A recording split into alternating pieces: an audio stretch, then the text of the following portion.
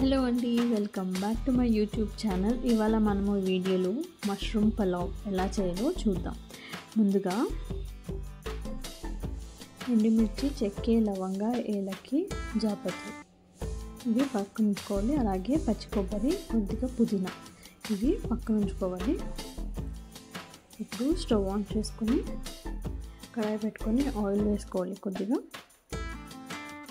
మనం ఇందాక పక్కన పెట్టుకున్న చెక్క, లవంగ, ఎండుమిర్చి అవి కూడా ఇందులో వేసుకోవాలి. ఇవి ఫ్రై అయిన తర్వాత పచ్చి కొబ్బరి ముక్కలు, కొద్దిగా పుదీనా వేసుకొని సిమ్లో ఫ్రై చేసుకోవాలి.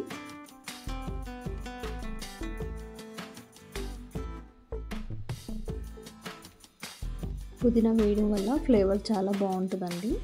ఇప్పుడు ఇవన్నీ మిక్సీ చేసుకొని మెత్తగా గ్రైండ్ చేసుకోవాలి. కొద్దిగా వాటర్ వేసుకొని మెత్తగా గ్రైండ్ చేసుకోవాలి. ఇలా గ్రైండ్ చేసింది పక్కన పెట్టుకోవాలి. చూసారు కదా, ఇలా పేస్ట్ లాగా చేసుకోవాలి. ఇప్పుడు స్టవ్ ఆన్ చేసుకొని ఒక గిన్నె పెట్టుకొని కొద్దిగా ఆయిల్ వేసుకోవాలి. కొద్దిగా నెయ్యి కూడా వేసుకోవాలి. ఆయిల్ వేడైన తర్వాత బిర్యానీ ఆకు, చెక్క, లవంగ అవన్నీ వేసుకొని కొద్దిగా ఫ్రై అవ్వాలి. తర్వాత ఇప్పుడు షాజీరా కూడా కొద్దిగా వేసుకోవాలి. ఇప్పుడు సన్నగా తరిగిన ఆనియన్స్ కూడా వేసుకోవాలి. అంతా కలిసేట్టుగా ఒకసారి మిక్స్ చేసుకోవాలి. ఇప్పుడు కొద్దిగా జీడిపప్పు, జింజర్ గార్లిక్ పేస్ట్ కూడా వేసుకొని అంతా కలిసేట్టుగా ఒకసారి మిక్స్ చేసుకోవాలి. ఇందులో కొద్దిగా ఉప్పు, కొద్దిగా పసుపు వేసుకోవాలి. అంతా కలిసేట్టుగా ఒకసారి మిక్స్ చేసుకోవాలి. ఇప్పుడు మనము మష్రూమ్ని ఇలా పొడుగ్గా కట్ చేసుకోవాలి. అది కూడా ఇందులో వేసుకొని మిక్స్ చేసుకోవాలి.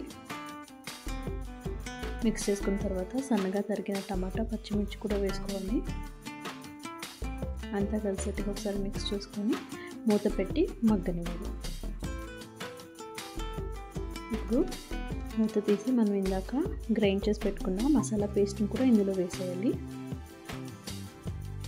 అంతా కలిసేట్టుగా ఒకసారి మిక్స్ చేసుకున్న తర్వాత మూత పెట్టి మగ్గనివ్వాలి. ఇప్పుడు చూసారు కదా, మసాలా పచ్చి వాసన అంతా పోయింది. ఇందులో 1 స్పూను ధనియాల పొడి, 1 స్పూను గరం మసాలా వేసుకోవాలి.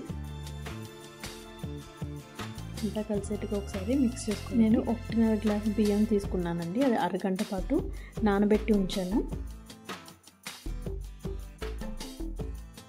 1.5 గ్లాస్ బియ్యానికి నేను ఇక్కడ 3 గ్లాసులు వాటర్ వేసుకుంటున్నాను. ఇప్పుడు మూత పెట్టి వాటర్ బాయిల్ అయ్యే వరకు వెయిట్ చేయాలి. ఇప్పుడు వాటర్ బాయిల్ అవుతుంది కదా, ఇందులో నానబెట్టి ఉంచుకున్న రైస్ని కూడా వేసేస్తున్నాను.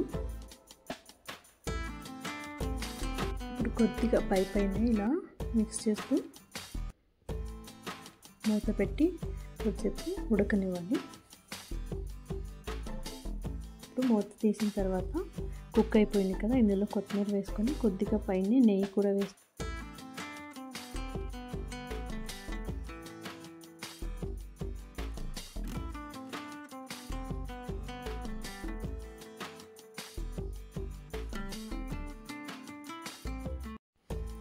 ఇప్పుడు ఇలా నెయ్యి కూడా వేసుకున్న తర్వాత కొద్దిసేపు మూత పెట్టుకోవాలి.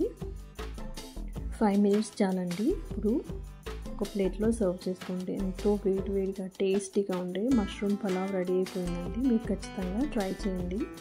వీడియో కనుక మీకు నచ్చినట్టయితే please do like, share and subscribe. చలో బాయ్.